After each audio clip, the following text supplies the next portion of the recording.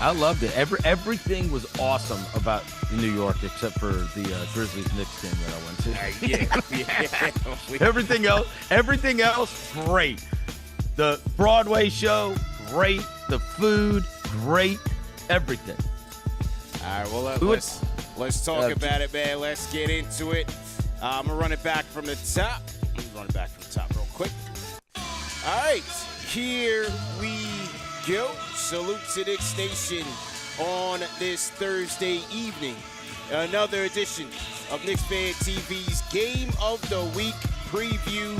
The Knicks are down in Memphis taking on John Morant and the Memphis Grizzlies. You already know those guys are going to be out for revenge. So we got to talk about it on tonight's show with special guests.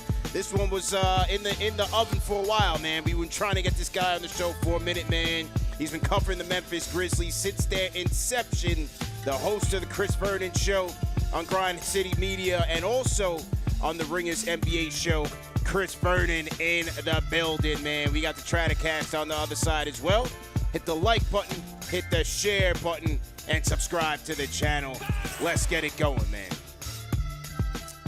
All right, Chris, man, welcome to the show, man. Official on Knicks Fan TV. How you feeling, man? Thanks for having me. I'm glad to be here. Yes, sir. Absolutely. And, you know, you were talking before we started the show, you were talking about being at the Garden January 25th for that Memphis versus Knicks game. First off, wait, was it because you lived in New York, right? So I grew up in Brewster, New York, which is like on the Connecticut border. Yeah. It's like 45 minutes outside the city.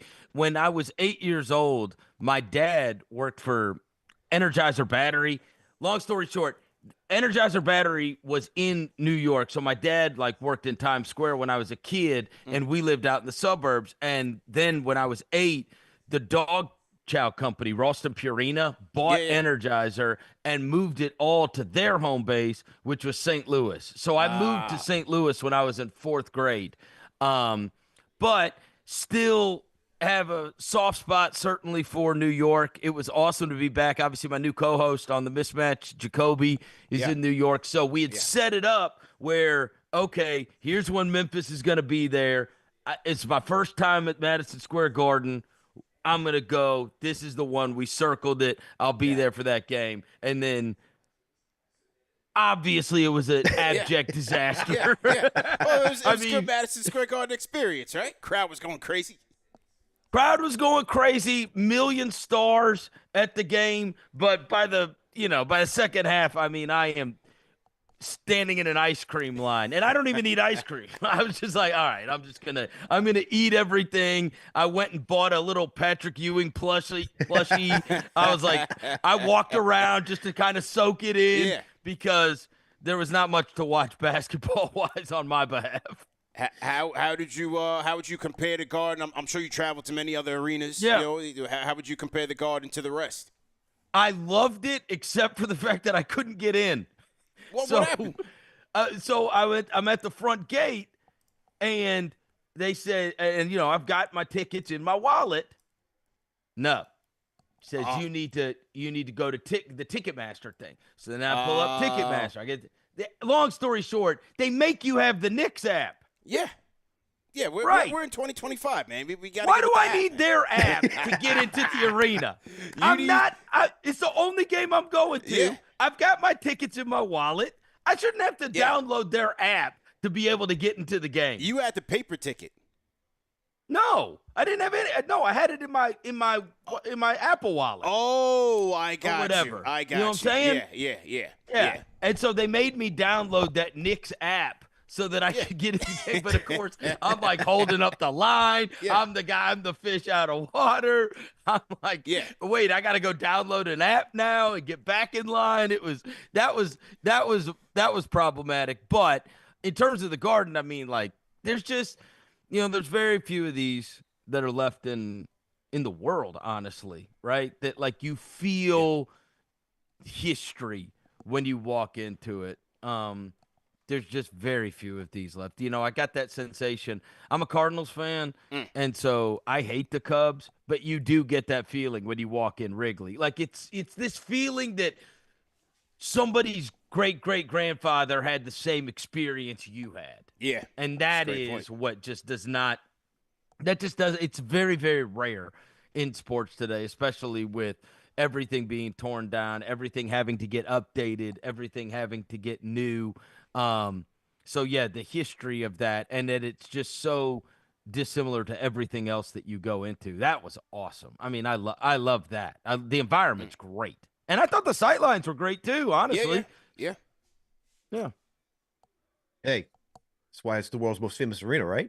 Yeah, right. I need to go for something fun. Hey, I mean, there's always next year. You can go back next year and go check out the Knicks and Grizzlies again. Yeah, maybe so.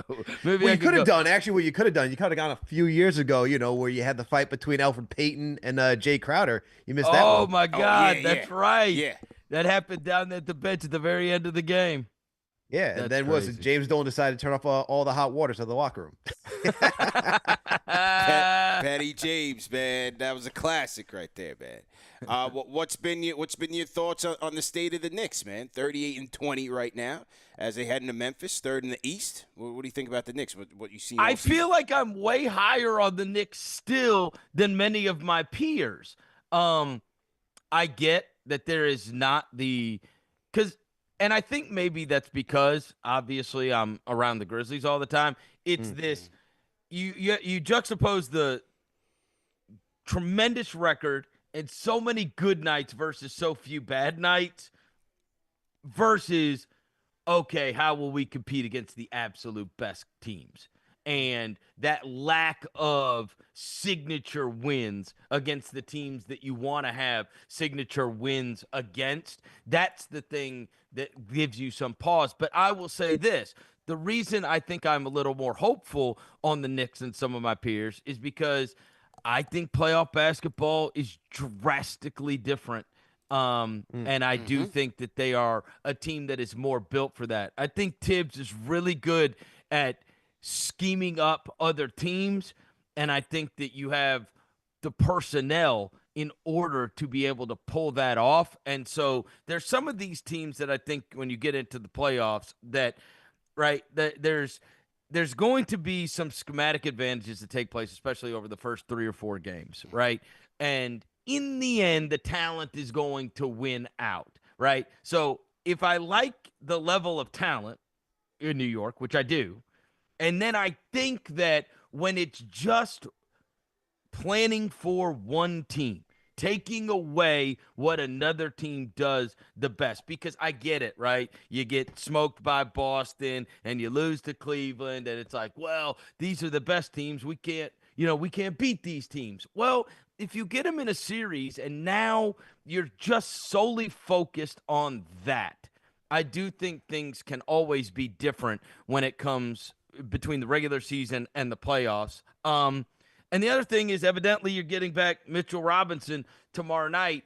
And my co-host, Jacoby's like, look, I'm a Knicks fan. I've watched the guy play 200 games.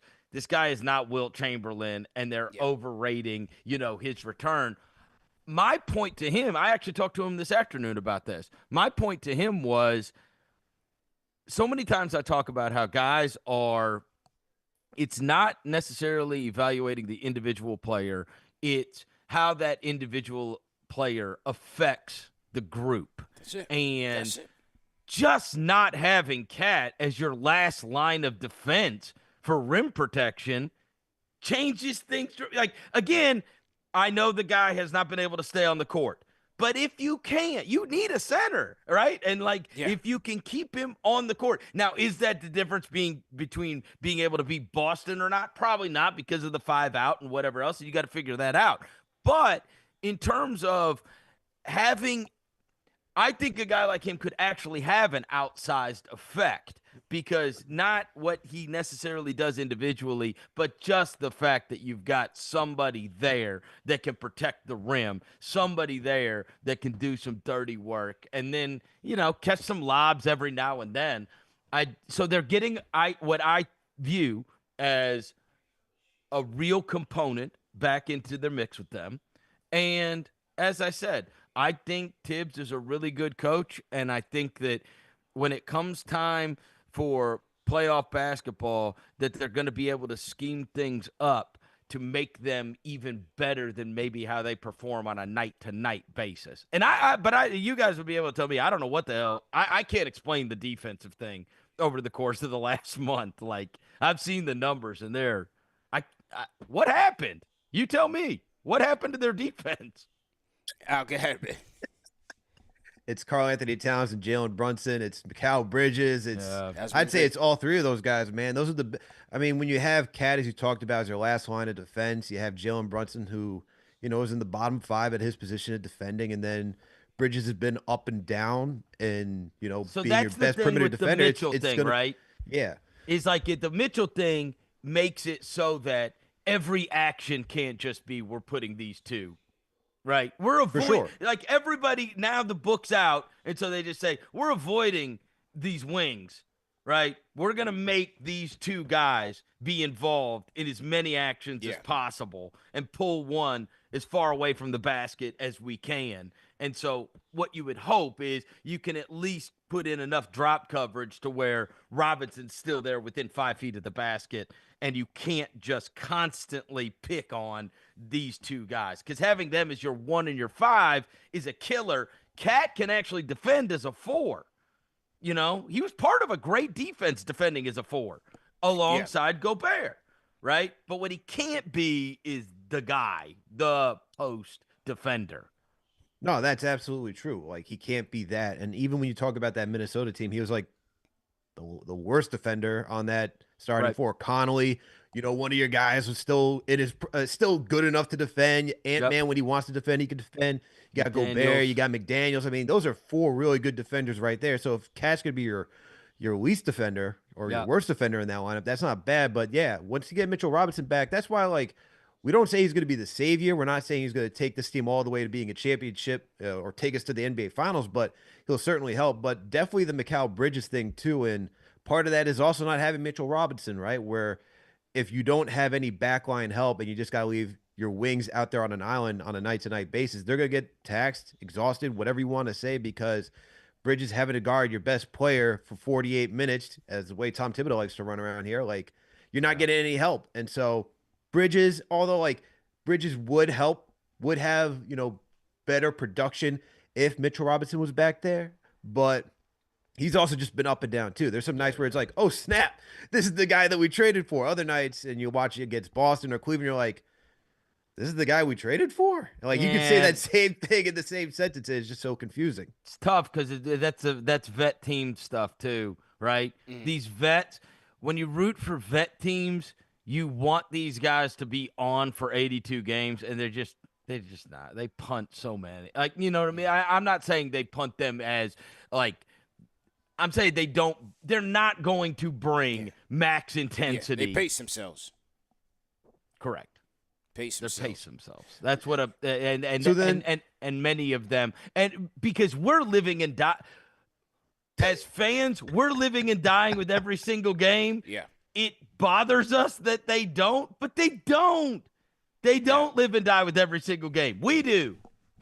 No, you're right. You're right. But they don't even give a shit about the regular season. You're right. And I think this is the problem that Mikal Bridges is having in terms of just, getting used to this environment. This is a pressure cooker, man.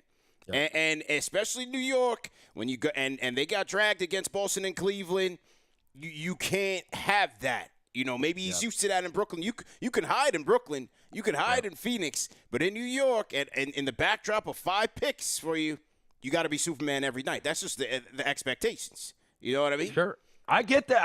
And the other thing is, you guys, I was talking today. I was telling my guys that I was coming on with you, and I said, it's unbelievable. I was like, you have so many people. Like, the Knicks were down for so long, and there's so many people like you guys that are creating great Knicks content that have an audience. Like, everybody's getting like, not only are there a bunch of people creating content, they all have audiences, that people pay attention to. And that is just very, very rare. Boston's like that, right? Sure. Where there's a ton of people that are creating Celtics content that is consumed. But you look around the league, there's not many teams that are every game is being talked about and dissected and and that people are consuming that content on a regular basis. And so it is a much different world, I'm sure, for him. And even though he was within the city, nobody even cared about any games that he played. Right. That's when exactly he was in Brooklyn, right? When you watched him, he dropped 28 points last night in their win against the Sixers. Dropped 28 points against the Grizzlies. A lot of people were applauding him for his defense on John Morant. What did you see in that first matchup when they faced the Knicks in terms of the Grizzlies? Like, did you take a look at Bridges' defense on Morant? Did you feel like it was an off night for Ja? What'd you think? I thought it was an abject disaster. I mean, I don't even know. Yeah. Like, it was so.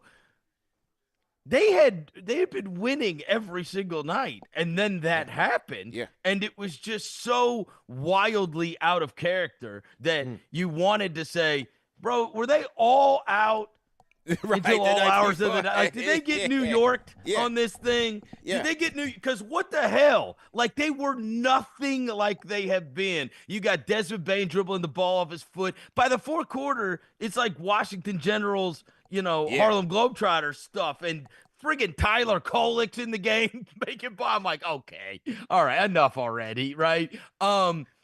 It was just so wildly out of character that I think that we were able to say they got totally punked and then just write it off, right? Like, sometimes to me, sometimes the much more disturbing ones is when you play these nip-tuck games and then you lose to them, or a team just wires to wires you and beats you by 10 points and you're just never, what I mean? Like, or they're up by 20 and then you keep fighting back, but it's pretty clear they're just way better than you, and this is what it is.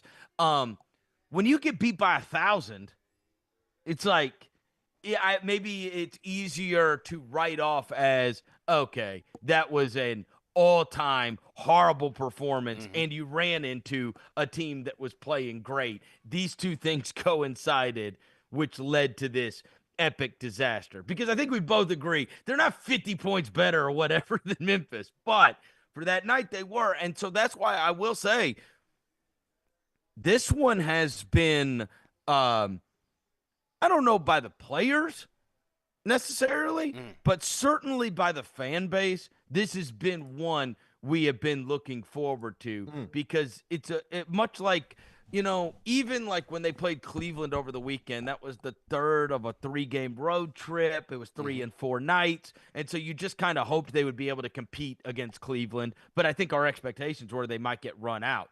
This one, they played this game on Monday night against Phoenix. And now they've been able to practice, get ready, and play. So there's no we stayed out at New York. There's no, like, if they get their ass kicked this time, right, there's no excuses for this, right? They're going to be fully healthy. They're going to have all their guys available. It will be a massive crowd. It will be totally lit inside FedEx Forum. And so now we're going to see, because I think much like many of the Knicks fans, we have lamented, like, bro, you got to be able to beat teams like that. That's the type of teams that you have to be able to beat, because those are the kind of teams that are in the playoffs. It's fine to beat Phoenix, but Phoenix might not even be there in the end. It's fine to beat Orlando, but Orlando is cratered. And it's fine to beat, some of these other teams, which they obviously have been able to beat because their record's so good, but you still got to be able to beat the best teams. So what do you think about, where the Grizzlies stand right now, man? I mean, they've come all the way up to second in the West right now. Right. Deep team, one of the deepest teams in terms of how Taylor Jenkins utilizes his rotation. But the West is stacked right now. What do you think about their outlook? Well, and that's part of it, and that's part of it with the Knicks, right? So the Grizzlies on a regular basis, they can beat you by throwing waves of players. That depth thing is very, very real. It's also an 82-game thing. And it's one of the reasons why they got pasted by New York. Because now I bring in my bench, which is a massive advantage against your bench, typically, except you don't play a bench. So now, right? So now I've got my bench versus your starters, and it's no longer an advantage, right? Tibbs, if he's going to play these guys 45 minutes, I got 3 minutes for my depth to be an advantage.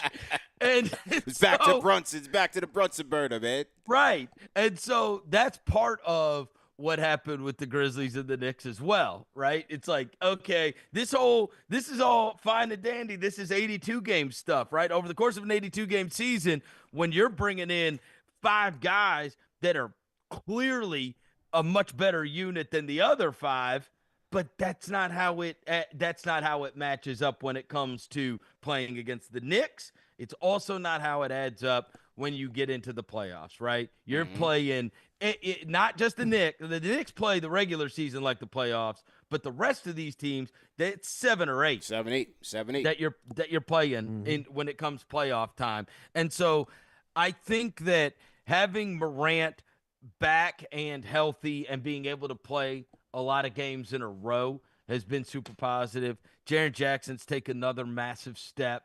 Bane, after starting slow, really got going. And so I think the hope is if you've got those 3 guys and you get to go into a series with those 3 guys healthy, that I think the West it's a crapshoot at this point. Like, I think it's going to be very matchup dependent. I don't think there is some massive separation between these teams, and I think you'll probably get a bunch of epic first-round series in the Western Conference. It's gonna be a dogfight. Look, they're still young. They don't have a player.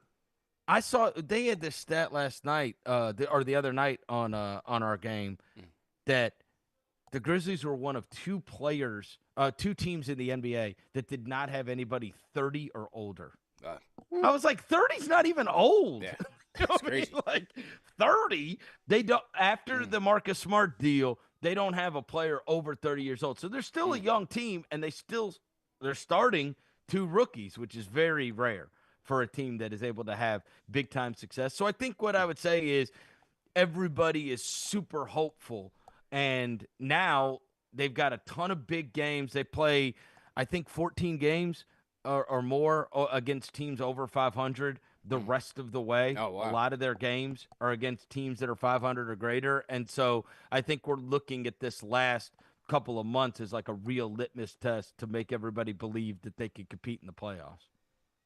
So, like the Knicks, they come in here with a lot of expectations.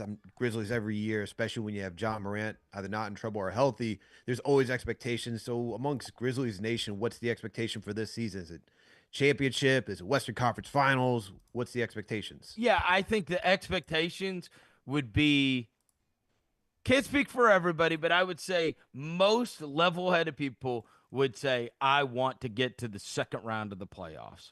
And if you get to the second round of the playoffs and have a hard-fought second round of the playoffs, not that you would take that deal, but I think the only thing that would be disappointing is getting back to the playoffs after we went through the miserable season last year where everybody was hurt. Getting, you can't lose in the first round again as a 2 seed. Like, they've done that. Yeah. They've done that. The last time they were a 2 seed, they drew, God forbid, the Lakers, and then they lost in the first round.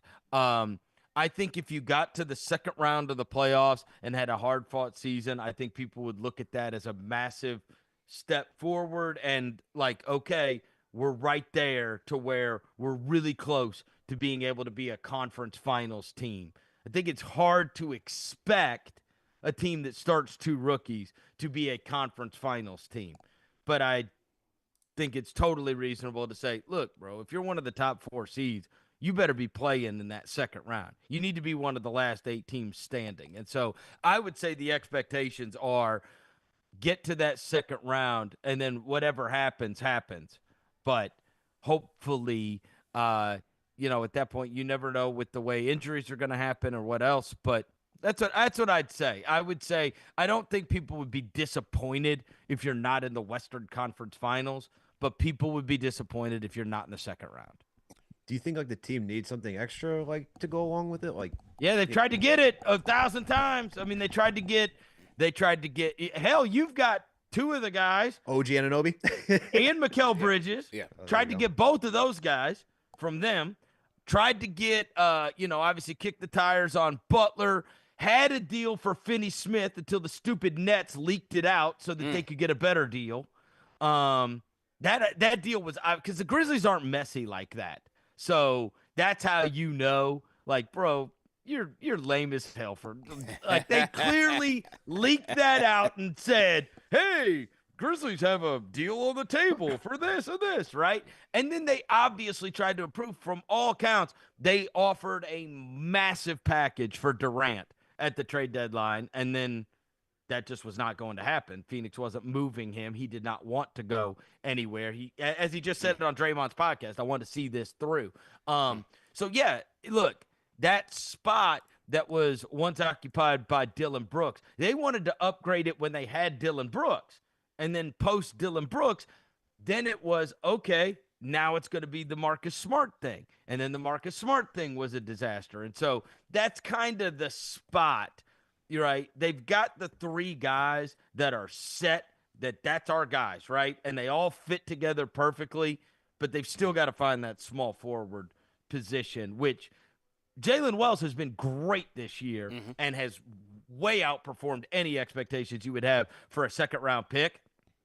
But, you're asking a lot of a rookie, because as you guys know, when it comes playoff time, they're just going to direct every shot they can to the teams dictate who takes the shots on the other team as much as they possibly can.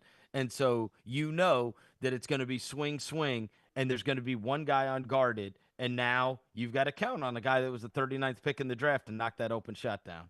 It's big facts, man. Once again, salute to everybody in the chat. Hit the like button, hit the share button, and subscribe to the channel. The Underdog Fantasy Game of the Week preview. CP the Fanchise, Alex Trataros on the other side, and special guest covers the Memphis Grizzlies since 2000, since its inception. The host of the Chris Vernon Show, the host of the Mismatch on the Ringer, Chris Vernon is with us on the YouTube side. Hey, hold on. You asked me. I'm asking you. Yeah. Are you disappointed in anything other than a Eastern Finals? Yes. You are. Yeah. So it's East Finals or bust. Now, if they lose to Boston, like I said this on FAM with Evan, if they lose to Boston, I can't be mad that they lost to the champs. But you got to go down swinging. You can't get swept, gentleman sweep. I need full-blown 6-7 game brawl. They left it on the line and they lost to the champs. I can accept that. Okay. I can accept That's that. the only team you could accept, though. Yes. Yeah. I think, if with Mitchell Robinson healthy, we should be able to take the Cleveland Cavaliers. I feel like we match up very well with them.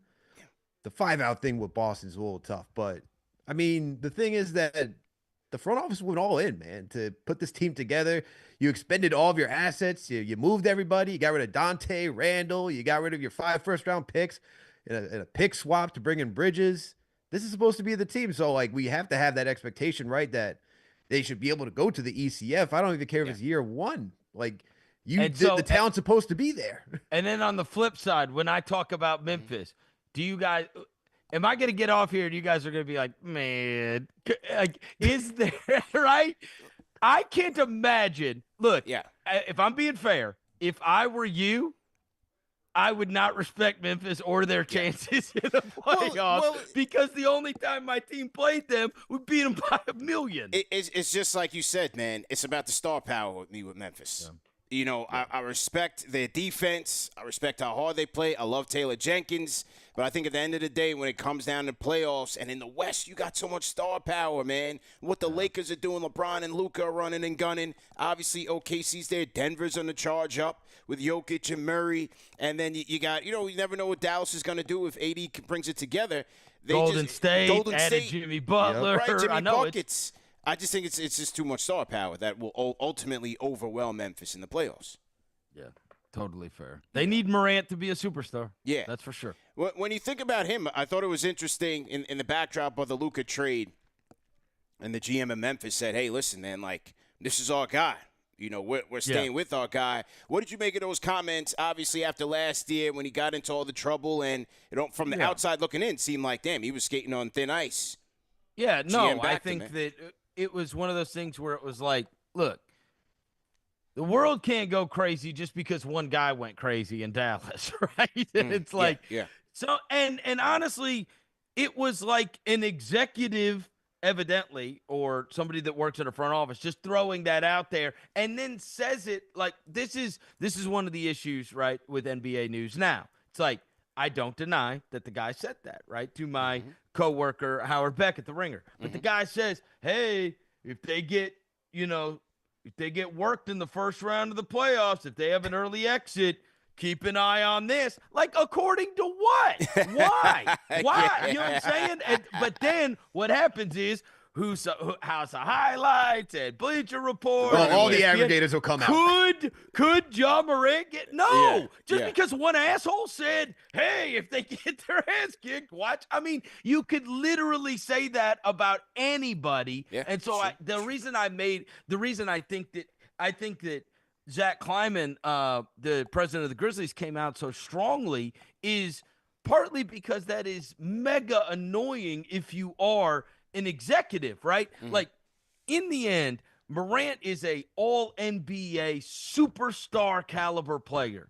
You don't get those in small markets. And you want those guys to feel loved. You want those guys to be happy. You want to build out around them, feel like they've got a chance to win.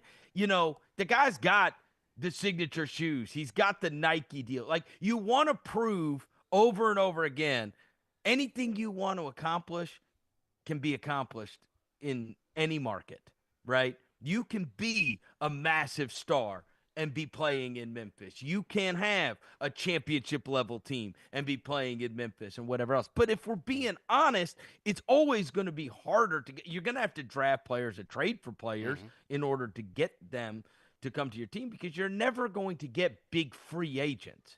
That's just not the way it works in the NBA. And so then when you've got one of these guys, that can be a top 10 player in the NBA, the idea that you would even consider moving a player like that it's foolishness. It's nonsense. Like, why? For what? Like, you're never getting a player that good, bro. Like, true. Morant, I get it. He has not been as good this year. They've changed the offense. They've got to figure out over these last 25 games kind of a yin and yang between part of why they changed the offense is like, hey, what happens when he's not available, right? It's almost like a job proof. And the offensive numbers have been great, but it is also not the best style of offense for a player of his talent. And so I think there's been this ongoing struggle of, hey, we want to do what's best for him, but we also want to do what's best for the group, and figuring that out and making them all be able to be simultaneously great. But there's nobody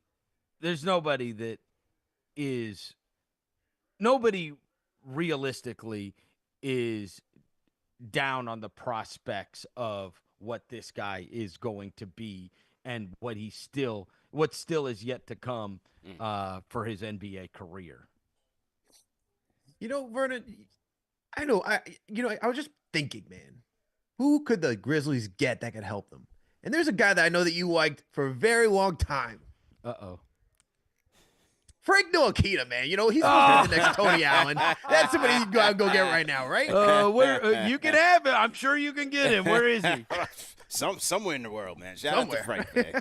Can't come back. I was hoping he was going to get some airtime on that Court of Gold thing on Netflix, but they didn't even feature him with the French team. Yeah, shout out. Saw a lot of Batum, but didn't see a lot of Frankie Smokes, huh? Yeah. Do you know how many Knicks fans I argued with about Frankie Smokes? Sure. You guys went nuts over him. Yeah, I was part of the Frank Hive. We have hives. We set up hives. Relax. You know what I mean? Everybody That had a guy hive. Relax. Do not put me into that camp. This was the thing. Do not put me into that camp. He stunk. This was the thing with Frank, man. We were trying so hard to justify the pick and get over the pain of passing up on Donovan Mitchell and literally everybody else. We were trying to justify it somehow, some way. So it was he's not doing good because they're not starting him. He's not doing good because they're not making him play point. No, he's really a wing. They need to try him at the wing. So we were desperate. we were drawing at straws to make the pick justifiable. It was really that Phil just did a terrible job putting the team together. That's all it was. He did a terrible job. What's great? What's great? Because I did tell you off air, Vernon, that I've been listening to you, for quite some time, and I know that you and KOC would always go back and forth over Frankie Smokes. Yeah. I did at you once because Frank did have a good game, and I forget what show was on, and I was like, "Oh, here we go. This is the perfect ammo for Vernon." You responded to me because there's a graphic with like how Frank has improved to like all these shooting categories, and your response was L after every single game, and I was like, "Oof, this man's got no relaxation to take down Frank Ntilikina." Frank Ntilikina. Oh my God. There was at one point where he took like nobody shot a worse percentage or whatever for the amount of shots that he took or something like that. He was brutal, man. I don't know what the hell Phil was thinking, man. He wasn't. He was sleeping. Yeah, that's right. He was asleep. As we look at this matchup, man, I just feel like, as you said, if this wasn't Memphis's A game, and tomorrow night, I just feel like they're gonna get it. They're gonna up that pace. Mitchell Robinson coming back. They're going to try to run him out the gym. How do you see this thing matching up tomorrow night, man?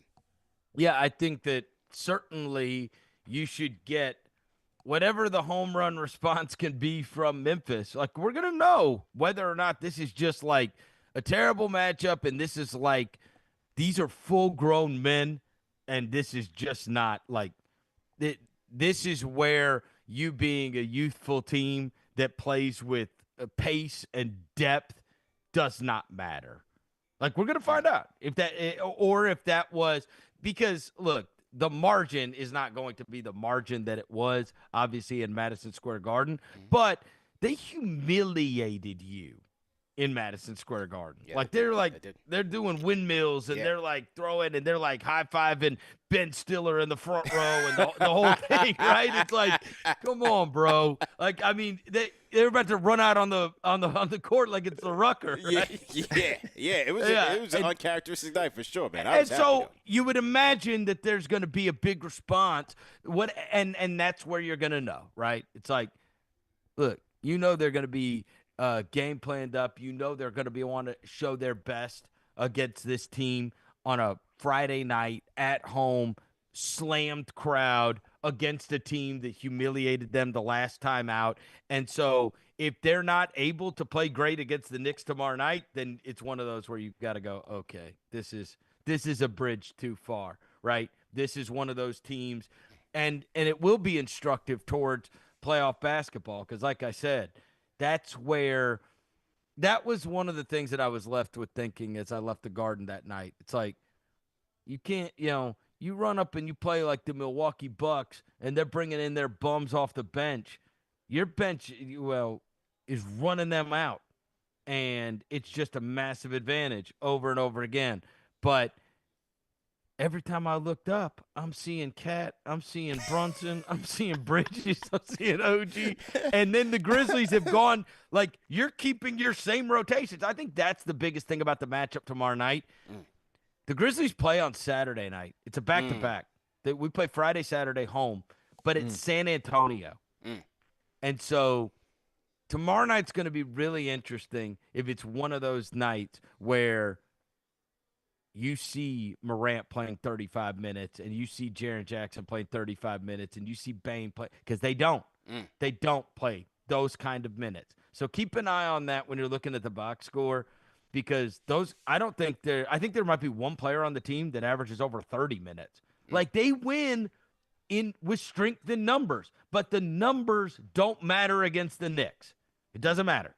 And so what may just have to happen is, okay, we're not going to be able to match Tibbs's way of having them out for 42 minutes, but those guys that typically play 30 minutes, now they're playing 37 minutes because we can't be playing, 12 to 14 minutes against their starters with the bench because no matter what the Knicks have been doing recently, their bench is going to or their starters are going to wallop your bench. So you've got to have your starters in for longer, and that's just not been the Grizzlies' MO, is playing their starters a lot of minutes. Now, that may not be their MO, but the thing that Memphis is as you mentioned, it's young. They're young and they like to get out and run, man. I mean, they're eighth when it comes to fast break scoring. Knicks are currently 16th in the league. Knicks are not necessarily known as the fastest paced team out there. They're in the bottom tier when it comes to, how they like to move the rock. They really like to work the half court. And sometimes when it comes to defending teams out in transition, they can get a little sloppy, especially with asleep, man. Especially with Cat. Yeah, that's the other big thing. Look, if the game typically, and you can get the Knicks into this kind of game. Now the Grizzlies could not keep up with the scoring in the last one, but if that game is going up and down and you're not playing a lot of dead ball basketball, that is exactly how the Grizzlies need to play, right? You see this with young teams especially because you see it a lot with Oklahoma City too, right? As soon as that Nope. Did we lose him? Don't tell me you lost him. Hang on. Al, you're there, right? I'm still here. Oh, man. He's caught in the Matrix. Did we lose Verno? He's caught in the Matrix. So it's everybody in the chat. Did we lose Verno? Verno, are you there? Oh, man. No. All right. Salute to everybody in the chat. Hit that thumbs up button for you boys. I have a feeling his connection's just going to drop out, and then we'll wait for him to jump back in. Do we have Chris? Are we live on the gram? Are we live on YouTube? He's probably still going. He has no idea that that he's frozen. He's probably going into full detail right now how pace is the big key factor in this one. This clip to the grindhouse, man, to grind. Yeah, we lost him. All right, salute to everybody in the chat once again, man. Hit that thumbs up button for you boys. CP and Alex on the ones and twos. We're gonna wait for Chris Vernon to jump back in here. Having a good time, man. While we do that, let me hit the reset real quick. We'll wait for Chris to come back. Let me hit the reset. Today's show is brought to you guys by Underdog Fantasy. Play the Underdog Fantasy, either fantasy games or pick 'em, and you can win up to 325 times your money. That's on the pick 'em side. Using the Underdog Fantasy app or UnderdogFantasy.com. Use our code KFTV, and they will give you up to $1,000 in bonus cash plus a free pick.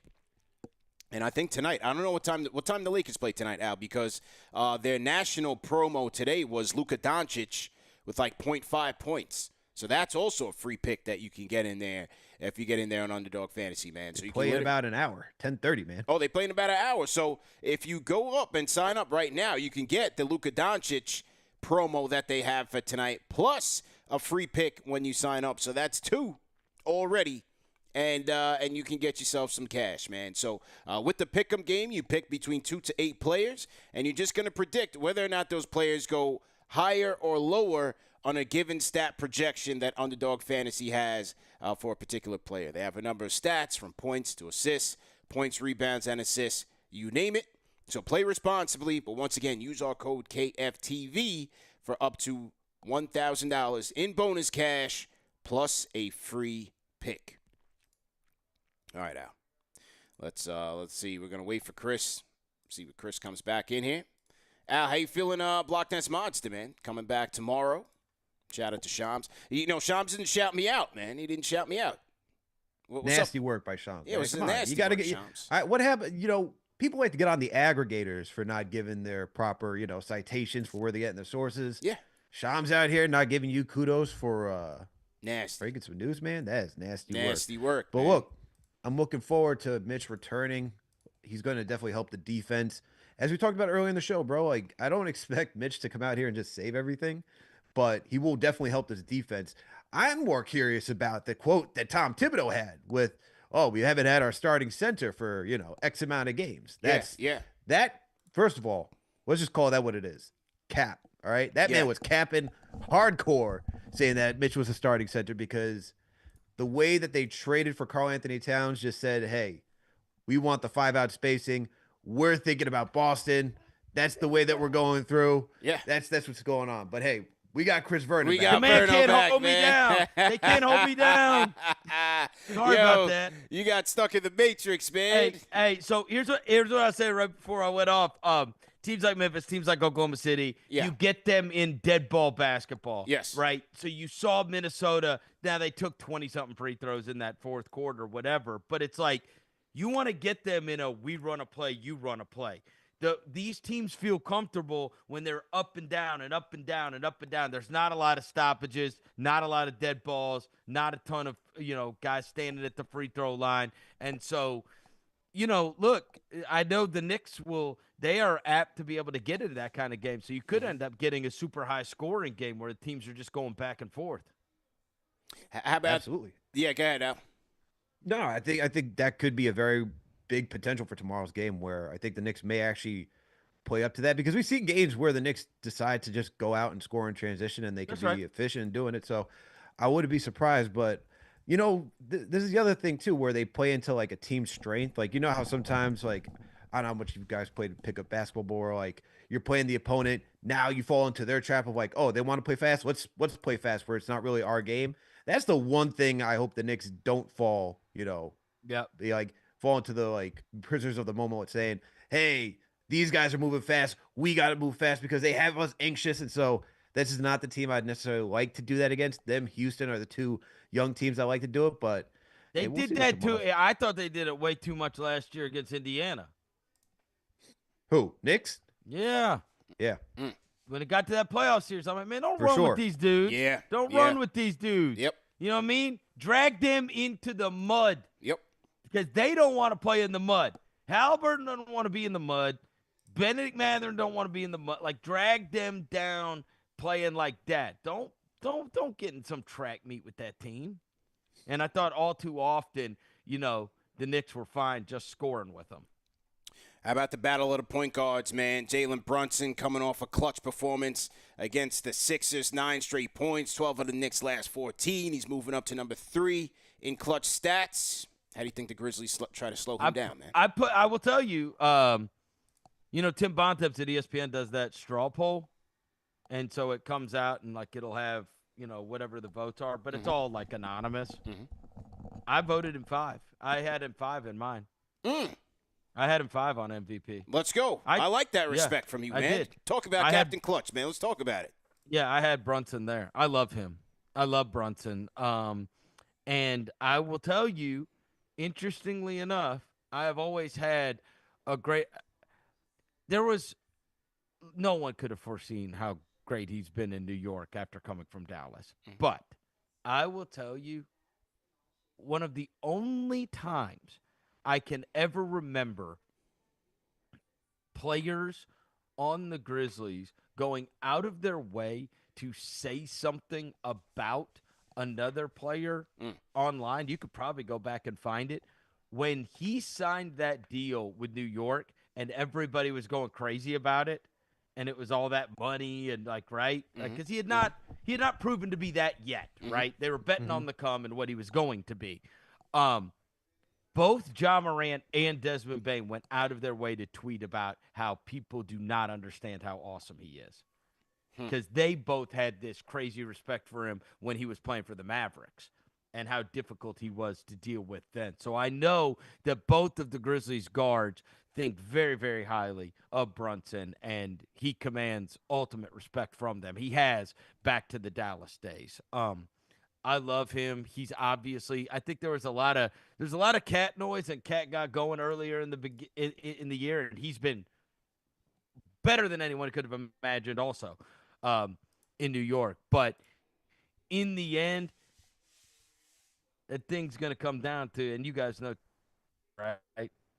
And whether or not Brunson's going to be the one. Like, Cat may deliver, Cat may not. Yeah. Oh, did we lose him again? Oh, no. Right. I Okay. think, and Oh, we got you now. We got you oh, now. no. Oh, there we go. There we go. Oh, okay. Yeah. Oh, phew. We keep thinking that you're about to hop into like Space Jam with the man. Like I might. Bill Murray. I might. I got 2 kids and 75 devices hooked up at all times streaming to our crazy. internet. Yeah, streaming crazy, man. So you're playing 2K after this. That's what you're doing. I'm sure both of them are probably on like Fortnite or something right now. Trying to kill my stream. Yeah. Well, I think the Grizzlies put Jalen Wells on Brunson in the first matchup. Yeah, they always try to put him on whoever the best perimeter player is on the other team. But yeah. Sometimes they can leave him on there, and sometimes they have to move him off. Yeah, there you go. So you probably have Mikal on Ja, Jalen Wells on Brunson. But I'm with you, man. At the end of the day, Cat can deliver, but when it comes to decision making, when it comes to the final 2-minute offense right now for the Knicks, it's all Brunson, man. It's all clear out, 1-4 flat, and just let that man cook and do what he do. It's been working. Yep. So who's going to be your X factor for tomorrow, Vernon?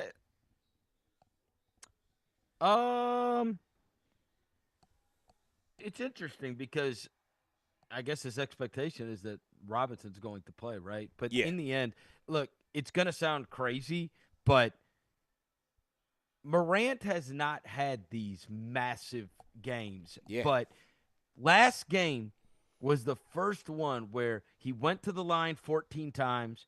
He outscored the Suns 15-14 in the fourth quarter and overtime. The last 7 minutes of fourth quarter and overtime.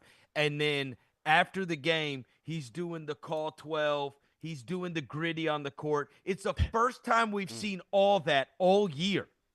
We're 60 games into the season. We just have not seen that, right? It's just been, this was supposed to be the revenge year, and then he gets clipped out of the air, and he has to miss a bunch of time with a bum leg. Then he comes back, he runs into a Daniel Tice screen and hurts his shoulder badly, and he's out for another huge chunk of time. This was supposed to be the revenge year, prove that I'm all world, all-star, all NBA, this, and it all got ripped away from him. Meanwhile, trying to constantly fit back in every time he comes back. But we saw a different Ja than we have seen in a long, long time. The last part of the fourth quarter in that game against Phoenix the other night, and then the overtime, where it was just like, give me the ball. I'm the best player on the floor. And so while it sounds crazy to say Morant is the X factor, like, he hasn't been the guy that is going out and getting you 30-point games on a regular basis. And so in order to, I think this is functional for the playoffs, and I think it's functional for beating teams like the Knicks even, and the best teams in the regular season. He has to be great. Early in the year, the Grizzlies went to ball. Oop. Oh, we're kind of losing his connection. I think we might lose him one more. Still there?